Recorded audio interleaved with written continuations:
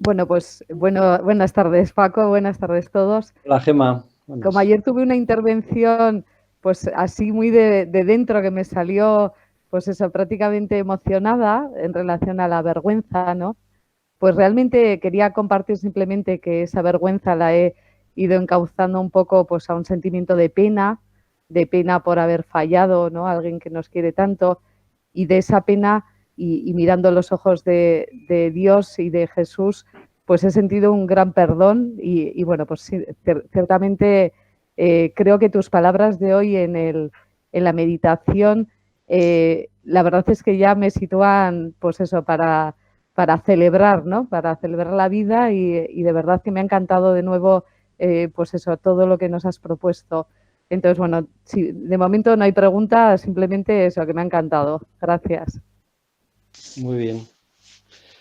Me alegro también eso del perdón. Yo creo que el Viernes Santo, que normalmente cuando hemos celebrado una Pascua siempre hay un momento penitencial, ¿verdad?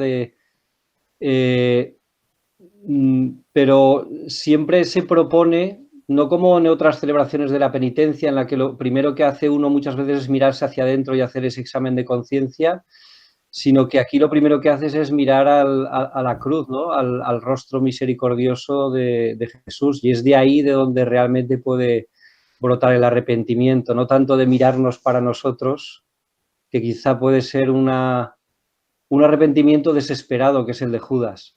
Y si miramos al Señor en la cruz, pues ese arrepentimiento yo creo que ya empieza a ser consolado y perdonado, ¿no?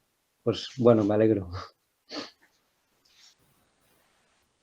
Yo de los vídeos de hoy, un poco de los materiales de hoy, y me ha quedado un poco la sensación de que solemos decir que el sábado es el día del silencio, pero es un silencio que nos pide una respuesta de alguna manera, que no pasan las cosas y ya está, sino que Jesús viene a nuestro encuentro resucitado, pero nosotros no respondemos, no sirve de nada. Entonces, con los vídeos también he tenido esa sensación, ¿no? Que hay que poner de nuestra parte para encontrarse con Jesús resucitado, porque si todos nosotros estuviésemos ahora pues en el sofá viendo pelis como llevamos muchos fines de semana, a lo mejor de estos días que estamos aquí en casa, hoy no tendríamos la oportunidad de encontrarnos con Cristo, ¿no? Entonces, pues esa parte de que da Dios de que nosotros tenemos que responder ante ese misterio que es la resurrección, ¿no? Sí, la resurrección, y así nos la cuentan los evangelistas, no es un hecho que se impone, ¿no? Es un hecho, pero no se impone a la persona. Pues hay quien no lo cree, evidentemente, o hay quien pasa como muy de largo y ni se ha dado cuenta. Eh, es como todo lo que hace Dios, ¿no? Pide, no voy a decir permiso, no permiso para resucitar, pero sí que de alguna forma al resucitado le reconoce quien le ha buscado, querido, quien está realmente abierto a reconocerle. Y quien no, pues, pues nada, siga lo suyo. Esa es la respuesta, ¿no?, que se nos pide. Paco, yo te quería hacer Hola, un comentario de hoy y luego ya la pregunta. Y es que me ha gustado mucho de los vídeos de hoy cuando decías que la Pascua no puede ser pospuesta, que estos días pues estamos viviendo que muchas cosas se cancelan o se posponen para más tarde cuando se pueda, pero que en nuestro caso la Pascua era ahora y pues si ha tenido que ser en casa, ha sido así. Y no sé, me ha gustado mucho porque me ha recordado como la importancia que tiene en nuestras vidas y en nuestros calendarios y no sé, me ha gustado mucho. Y luego mi pregunta en realidad es un poco más de un tema de ayer, pero bueno, como no tuve ocasión de preguntarla, pues te digo hoy, que es cuando está Jesús en la cruz y le dicen pues que si es el rey y tantas veces pues ha salvado, que se salve esta vez, y él no lo hace. como que cuál sería el equivalente a eso en nuestras vidas. O sea, cuando nosotros nos encontramos situaciones parecidas, como de que nos reten, ¿no? De alguna forma. No sé si me he explicado. Uh-huh.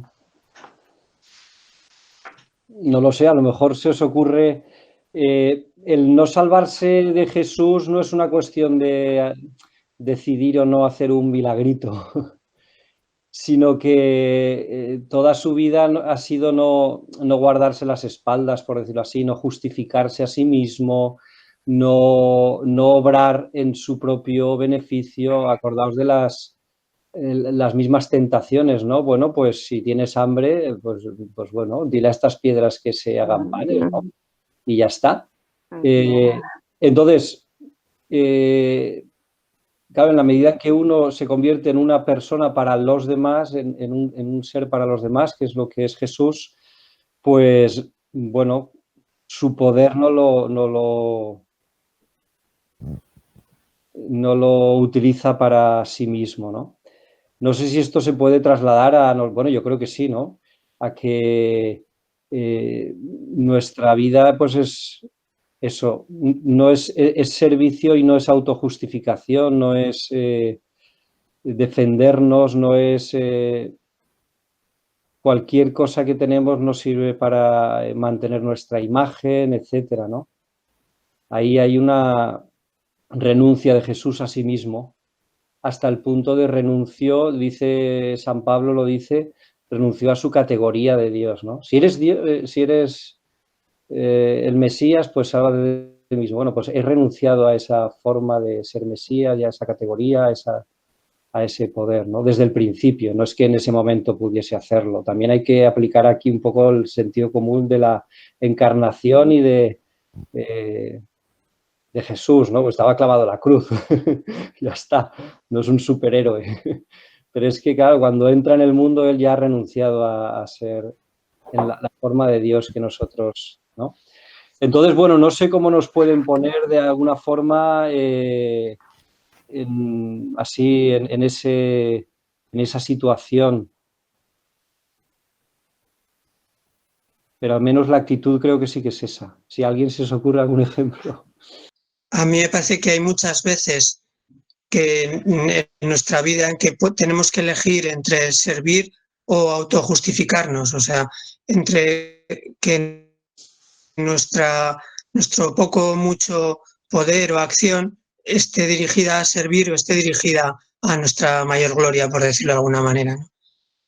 Y en ese sentido, creo que siempre está esa tentación ahí, en cualquier, hasta la chorrada más tonta, da igual. Bueno, por lo menos me ha dado luz para interpretar eso que acabas de contar. Cuando ha hecho la pregunta Amparo, no sabía qué ejemplo poner, pero tu reflexión me ha hecho darme cuenta de que en muchas ocasiones puedo escoger entre justificarme o servir, sin más. Sí, en toda la pasión sorprende que aún sabiendo nosotros que tiene razón y que es inocente, no se defienda, ¿no? Y esto es algo que no entra en nuestra lógica. Uno dice, hombre, que no te defiendas si no tienes razón, pues bueno, hasta ahí lo podemos entender. Pero cuando tienes la razón, ¿no? Invocamos ahí en nombre de la verdad, pero es verdad que en el fondo lo que estás haciendo es salvarte a ti mismo, dicho de alguna forma. Bueno, esto era ayer. A mí, ya que he empezado, ya comento una cosita brevemente. Me ha gustado mucho toda la meditación de hoy también, y especialmente cuando en ese momento en el que te referías a Tomás, que bueno, de esa frase de dichosos los que creen sin ver, ¿no? Esa bienaventuranza que quizá especialmente estamos llamados a vivir los que no vivimos el tiempo de los apóstoles, ¿no? Pero me ha gustado, yo muchas veces me consuela y me quedo con eso, pero me ha gustado esa reflexión que has añadido de que además tenemos la posibilidad de experimentar también nosotros hoy al resucitado. Creo que esas dos caras, esos dos polos de la experiencia de fe. Yo por lo menos te he perdido, Juan. Sí. En esto último se ha colgado. Que a veces la sentimos más cálida y la que a veces nos tenemos que apoyar en la fe que hemos recibido y no en el calor o en el que nosotros intentemos escucharla hoy. Sí. Bueno, sí. lo intento repetir. Me ha gustado. Sí, me callo ya, está claro, ¿no? No. Sí. No. Continúa. Me ha gustado el equilibrio, me ha servido hoy para mí, el equilibrio entre esos momentos en los que tengo que adherirme a la bienaventuranza de creer sin ver y al mismo tiempo recordar que yo también he experimentado, yo también he sido testigo y ha habido momentos en los que de alguna manera yo también lo he experimentado y puedo dar fe de ello, ¿no?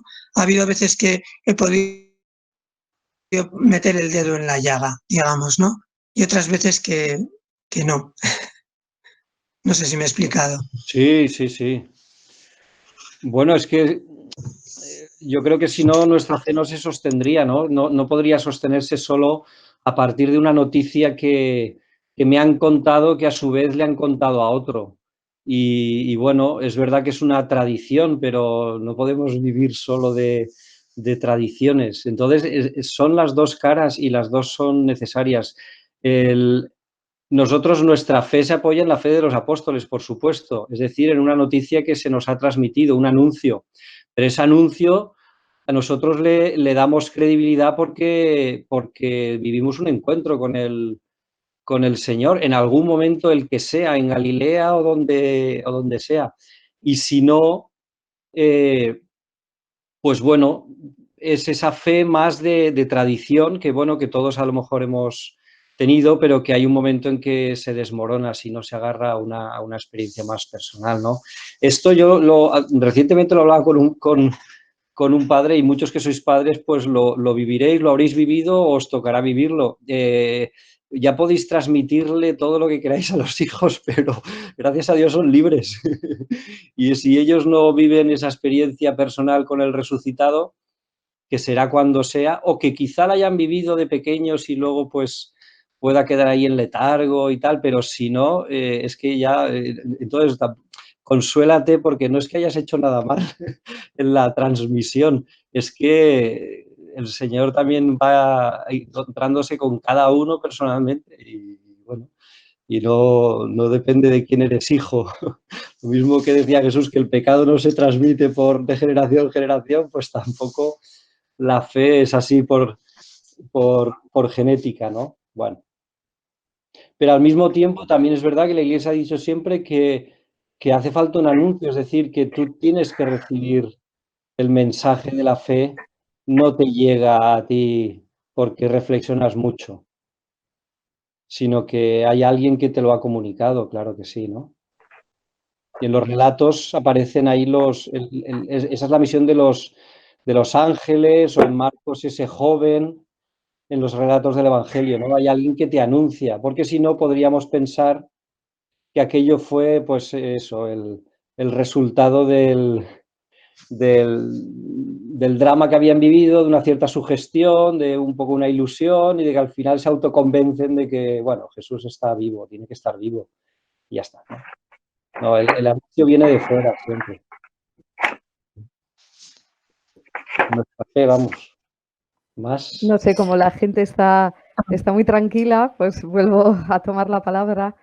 Quería pues simplemente resaltar las últimas palabras tuyas ayer, que era sentir vergüenza por tener vergüenza o algo parecido, y las primeras de hoy, que eran alegraos, o sea, en 24 horas, que en este caso, bueno, pues en la Biblia es algo más.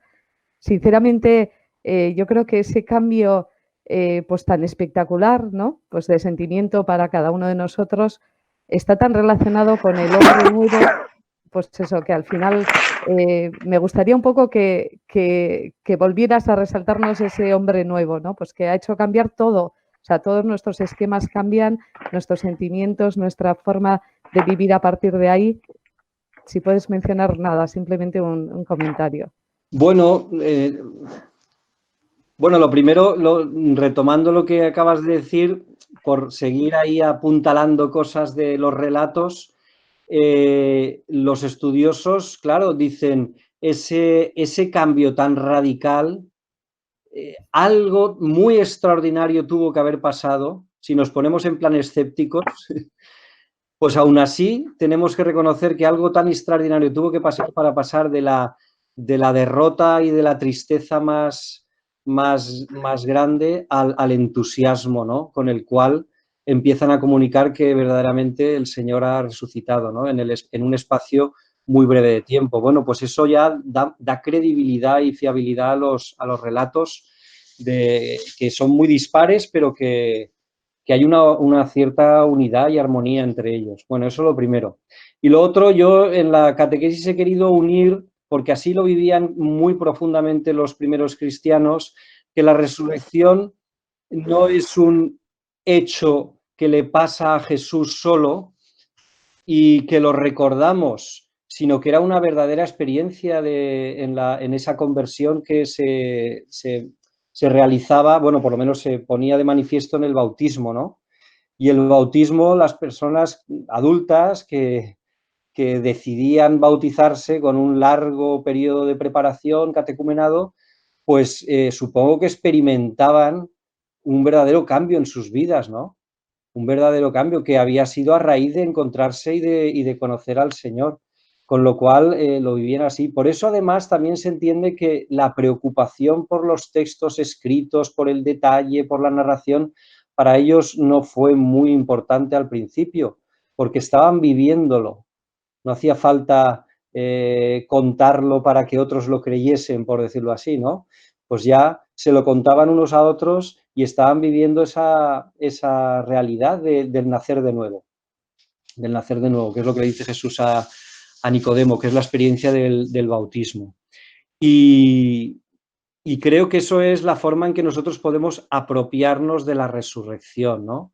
No solo creemos en que alguien resucitó y entonces yo algún día resucitaré porque alguien resucitó, sino que la resurrección de Jesús es la posibilidad de que yo empiece a vivir una vida nueva, claro, con lo cual ya empiezo a vivir como resucitado. Y bueno, digo que era el bautismo porque se vivía así, claro, nosotros fuimos bautizados de pequeños, pero bueno, a los cristianos siempre nos dicen que hay que revivir y revitalizar y volver no sé, como recrear nuestro bautismo, ¿no? De hecho, renovamos las promesas de bautismo y estas cosas en la noche de Pascua, pero creo que sería, porque si no estamos como con la mentalidad histórica o historicista de qué pasó, cómo sucedió, y eso es lo que hace que yo crea o no crea, en la medida en que tenga más datos. Pero yo creo que no era así. Los primeros cristianos lo que realmente experimentaban es que su vida había cambiado, vamos, de la noche a la mañana y radicalmente. Y más prueba que esa no necesito, creo. Yo quería solo hacer un comentario sobre la frase esta de la homilía que decías tú, de una antigua homilía, ¿no? Despierta tú que duermes, levántate de entre los muertos y Cristo será tu luz. Para mí era una frase de una canción de Tessé, entonces para mí ha sido muy interesante que lo que has contado, vamos. A mí me ha encantado toda, toda tu... Sí, ahí hay, bueno, esto ya es una curiosidad a lo mejor más, no sé si decir histórica o artística, pero en ese icono que he puesto, el modo de comprender la resurrección de Oriente es así, ¿no? Cristo muere, pero desciende a rescatar a la humanidad caída, ¿no? Es un Cristo ahí victorioso que al elevarse pues lleva consigo a toda la humanidad. Bueno.